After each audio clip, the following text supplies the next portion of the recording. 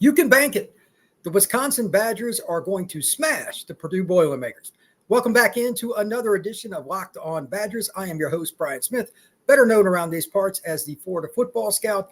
I'm back in here to help Ryan Herrings a little bit with another podcast talking about the Badgers.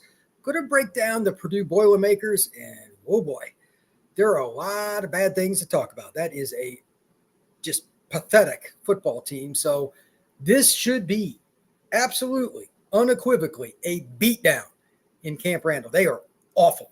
So let's break down what they have on both sides of the ball, which players for Wisconsin should go off, and quite frankly, just why it should be a fun day for Wisconsin fans. Let's start out with Purdue's defense, if that's what you want to call it. The numbers here, I was laughing all the way through, going through this stuff. You can't make this stuff up. I don't know how you have a defensive-minded coach and the numbers look like this. When he was at Illinois, they had better personnel on defense, and they did well, but you got to adjust to your personnel where you're at, and he is not at all. They're playing straight man coverage with guys who can't play man coverage. Note to self, don't ever do that if you coach, and I shall not. So just going to give out the number they averaged, and the next number is their national rating. Again, this is Purdue's defense. Horrendous. Tackles for loss, they have 23. That's 88th in the nation. That's one of their better stats, sadly. Sacks, they have 9. That's 58th. Interceptions, this was funny. I thought CFB Stats, the company that I use for statistics, had screwed up. I'm like, where's Purdue? I Control F, where are they at? Well, they don't rank teams that don't have a stat. 0 doesn't get you on the board. They have none, so not available. Red zone touchdowns. Out of 13 drives, they've given up 9. Not so good. 73rd in the nation. Rushing plays of 20 or more yards. These are explosives, if you will. This is where it gets really horrendous for Purdue. They have given up 10 of 20 yards or more. That's 118th. 10-plus yard rushes, 35. That's 128th. Keep in mind, Purdue is one of 134 teams. So we're getting an idea just how bad. This next one, though, is the funniest. 40-yard rushing plays and above, okay? They've given up 2, which is 85th. But here's the key. You cannot make this stuff up. At the end of the half against Notre Dame is annihilating them a couple weeks ago. They just run inside zone. Now, the guy they give it to, Jadarian Price, can fly. But he barely got touched and went like 80-some yards. It's the last play of the half. What are you doing? They couldn't tackle my dead grandmother. They are awful on defense. So here are their big stat numbers, scoring and all that stuff. They give up 33 points per game. That's 117th. Rushing, not surprising after that little story I gave you. 242 yards per game. Not good. That's 131st out of 134 teams. Pass defense. This is the asterisk because it sounds good, but it's really not. Let me explain. They're giving up 156.8, which is 20th in the nation. Like, hey, what's going on, Brian? What are you talking about? They got a little bit of something. 2 factors here. You just run the ball. Who cares about passing it and putting harm's way? Again, they have no interceptions. One of the reasons you have no reason to take chances against them. And 2, they are the grabbiest, worst secondary in the country when it comes to getting the penalties for PI. With the way that Wisconsin throws the football down the field, kind of like Nebraska did last week with a few shots, they're lucky it's only a 15-yard penalty in college. Like if they went with the NFL rule where it's a spot foul, holy moly. They are awful with anything getting close to the receiver and they turn around and look up, the Purdue DBs just start grabbing and the flags come out. So the statistic of 156.8 is garbage. It's more like 200 because you're getting at least 3 or 4 flags, just lock, stock, and barrel. And they're going to get holds at the line of scrimmage, illegal hands to the face, and all this stuff. They are a team that shoots themselves in the foot on defense. Horrendous. Finally, their total defense, 398.8. That's 100th. And again, because of all the flags, it's really worse than that. So I want to start with this before I go into their offensive stats, which aren't much better. This is a game that I call a get-right game. Wisconsin's offense, the last 2 weeks, that's about as brutal as it gets. I don't think there's a team in CFB that played back-to-back Bama and SC. You could make an argument, legitimately, an argument that Bama and SC are the 2 most tradition-rich programs in the history of college football. The Badgers just played those teams. That's not You know what I mean? Like when you're playing power forward teams like that, even if you had a week off or you had some FCS team in between, that's not a good combination for anybody, let alone a team that doesn't have as much talent as Wisconsin. So to go from that to Purdue, that is a get-right game. Couple of things. Number one, I think Mellusi is a heck of a running back, and I think he's due for a quote-unquote breakout game against whatever those stats were that I just said. And I'll detail a little bit what I watched on film here in a minute too. But if he doesn't go for $150 in this game by himself, it has to be for one of two reasons. A, he got injured. Obviously, we hope that doesn't happen. Or B, the Wisconsin coaching staff just goes with more of a committee approach, and that's fine. But if he gets 15 plus touches with the first unit, I think he's got a chance to go for 150 yards because he should break at least one minimum. When I was watching Purdue's defensive line, and I'd watched some of the Notre Dame game a few weeks ago, but when I was watching their D line, I'm like, these guys are like glue. They glue themselves to the offensive linemen. They can't get pass rush. I mean, it's just comical how bad it is. And in the run game, they play hard. They do. But they just, every now and then, they have a play where guys just scot-free, complete bust. When you don't have run gap fits that are consistent, and you're playing against an offensive line that may not be great at Wisconsin, but it's still good, you're going to get gashed at some point. And Mellusi's going to make guys miss. He's going to drag guys. I expect Mellusi to go nuts. It is not out of the question for Mellusi to go for 200 in this game. Again, this is a get-right game for the Wisconsin Badgers on offense. There is no excuse, none, to not smash them. Here's the odd part. When I went just a few minutes ago before I did this podcast, I went back and watched Nebraska play Purdue. It was like before they got Raiola, the freshman quarterback, the five-star kid. His dad played at Nebraska, played for the Lions, etc.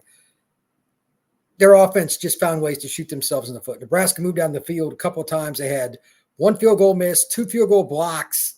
They shot themselves in the foot in the red zone. Nebraska, this wasn't very good. And then Purdue made a couple plays on defense, but they gave up a ton of yards. So the 0-0 score at halftime was ugly Big Ten West football circa 3-4 years ago. That being stated, in the second half, Nebraska absolutely chewed them up with passing plays. And Raiola's just sitting back there surveying the field, taking a nap because they have no pass rush. They had to commit more to the line of scrimmage here and there. Sometimes they back off, whatever. It didn't matter. They could have rushed 8 guys. They wouldn't have found a way to get there. They are terrible at pass rush. So he picked them apart. He's got a cannon, and he is a smart kid. He's advanced. So if you get any running game going with Mellusi this week, Braden Locke should eat, as the saying goes with the young people today. He's going to have some big plays. I don't know which one will have more yards. Take your pick. But Green and Anthony, between them, conservatively, and this is a very low total, should combine for 100 yards receiving against Purdue. Now, again, I know that the Flags, if they got 6 PIs against Purdue this weekend, it would not surprise me. They are that bad at grabbing and just losing their mind when the ball comes near the receiver. Imagine that. They're going to throw to a receiver. It's like they haven't been coached. But again, the head coach at Purdue, he was the DC at Illinois. He knows what he's doing, so that tells me they got a real talent problem. But he's the one running that man scheme, and they cannot run it. Also, I'd mentioned on the last show that Wisconsin needs more talent at tight end. I'm not changing that. If you're going to have a game where you still exploit the middle of the field, it could be tight end screen. It could be tight end drag. It could be tight end, like you run roll out right, tight end blocks for a second, kind of fades back over to the left. That's a play everybody runs once in a while. The linebackers for Purdue leave much to be desired. I don't care who you have at tight end or running back. You could do it with running back too, just a little real shallow drag or even go underneath the line. You can get a 20-yard play out of a plotter at tight end.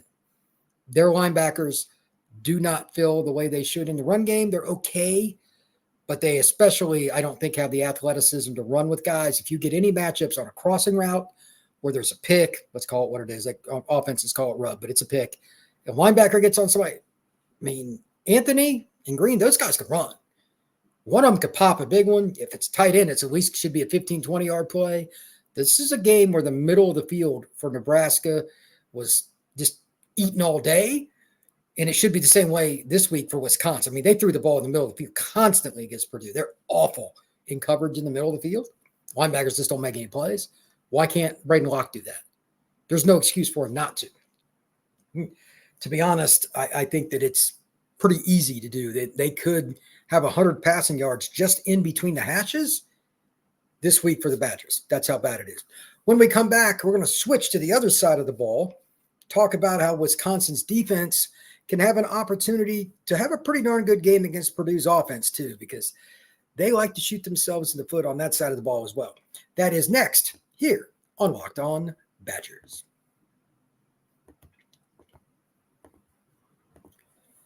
Hey, NFL fans, you can start this season with a big return on FanDuel, America's #1 sportsbook. So when you get a hunch in the middle of the game, you can check out the latest stats, view live play-by-play, and so much more on the same page where you place your bets. You'll also get started with $200 in bonus bets guaranteed when you place that first $5 bet. That's FanDuel.com. And as a side note, the Wisconsin versus Purdue game, you probably want to check out that number if you're interested in gambling. I think it's a little low. That's just my opinion. All right, let's talk about the atrocity that is Purdue's offense. And again, you can't make this stuff up. These stats are straight off the page. I just wrote them down, and I'm just relaying them to you. I'm obviously a blunt guy, but this is ridiculous. Purdue might be the worst team in the Power Four. They're awful. Here we go. Scoring. Purdue, 21.8. Here's the note. They won their first game against Indiana State, FCS team, 49-0. Who cares? There are other 3 games that they have played. They scored 7 against Notre Dame at home. They scored 21 against Oregon State, which is a team that has been ravaged because so many kids left the program. And then they just got hammered by Nebraska, 28-10. So they have scored, if you take out, again, the Indiana State game, I don't care about that. They've only scored 38 points in 3 games against teams that are Power 4. I mean, Oregon State's kind of power. I mean, whatever that is now. They're not even scoring 2 touchdowns a game against teams that recruited a decent level. So that being said, 21.8 even with that. Passing yards per game, 172.3. I'll come back to Mr. Hudson Card in a second. Rushing, 149.8. Total, 322. So those in national ranking, 104th in scoring, 110th in passing, 79th in rushing, total 110. Look, Wisconsin is not the reincarnation of the 85 Bears, but they're a solid defense. This is a game where Wisconsin could just absolutely tee off. Hudson Card doesn't have guys in front of him that can block. I don't care if it's running. I don't care if it's play action. I don't care if it's bootleg, straight drop back, RPO, whatever. They have so many mental errors up front. It's comical. And they'll make a couple plays in a row, good plays where he's got time and he can throw. He's an accurate guy. He's complete 65%. But here's the key. He is going to make a colossal error in every game. It's always been that way for him. When he was at Texas, he's from the city of Austin. He went to the local school. And now at Purdue, it's the same thing. He threw a pick 6 against Nebraska that was just ridiculous. You just looked at the middle linebacker and threw it to him, and the guy scored. He makes colossal errors, and they don't pass protect all that well. He can get away from guys because he is a tremendous athlete. Hudson absolutely can run. If you do not break down to tackle, he will make you look like a fool. Very good athlete. He's a guy that probably could have played strong safety or something like that at the college level. He's a good football player. But again, he makes the colossal error, which at quarterback you can't do. As long as Nebraska can do that, why can't Wisconsin? I don't think the talent level at Nebraska is any better. As a matter of fact, it's probably worse. So I would think Wisconsin should come up with minimum 2 turnovers in this game. One's got to be from Card, if not both. His ball security is okay. When you're in the pocket, he's okay. I mean, he's a veteran, but he's probably going to make an error in some way, shape, or form throwing it. The other thing is Purdue's run game, it's a little bit interesting. They've got a couple guys that run hard. I like how they put in the effort. They're not going to make a ton of guys miss, but you got to bring your hard hat. They're a traditional Big Ten West team that plays physical. They got I forget the kid's name, downhill runner, A-gap guy. If Wisconsin schemes it up and just plays basic football, Purdue shouldn't average more than about 3.5 yards a carry, which is not going to get it done And then you have Hudson Card and a lot of 3rd and 5s, 3rd and 4s. Good luck. Wisconsin's DBs are just going to get better as the year goes on as they learn the system. And guys like Xavier Lucas should go up the ladder a little bit too. He's the guy I'm most interested in on the Wisconsin roster because I know him. And he's a guy that has so much athleticism that you just can't go out there and not see him and see his talent. This is a game where he could get a pick. Somebody like that. They need more players in that realm to make plays, and they're going to have chances. Purdue's receivers, I don't think anybody's special. I didn't even write down any of the names after watching the receivers. They got decent players, but nobody's special. Wisconsin can play cover 2, cover 3, keep things in front of them, mix in a few blitzes, and man occasionally. I just don't see the reason to risk it that much. And I'm an aggressive guy. If I was coach, I'd want to play some man. Purdue is going to struggle to sustain drives of 10-plus plays and punch it. Why would you do that against a team? Again, these numbers, these are the ones they are. I'm not making it up. Here it is. In scoring, 104th, passing 110th, rushing 79, total 110. They stink. Keep the ball in front of you. Let them shoot themselves in the foot. As a team, I believe it's 89th in the nation in penalties. They make errors. Allow them to do it. And then when Hudson Card does throw the football right at you, take it the other way. This is a get-right game on both sides of the football. When we come back, I want to talk a little bit about the overall mentality. This should be a game that I would say conservatively, Wisconsin should be up like 17-3 at half. At half. What this does for you as a program, because Wisconsin, they have to win this game if they're going to a bowl game first. But getting momentum, because the back half of the schedule is not necessarily friendly. It's definitely a harder schedule than they're used to playing in the traditional Big Ten West. And quite frankly, I think it's a good game for Braden Locke. We're going to talk about that next on Locked On Badgers.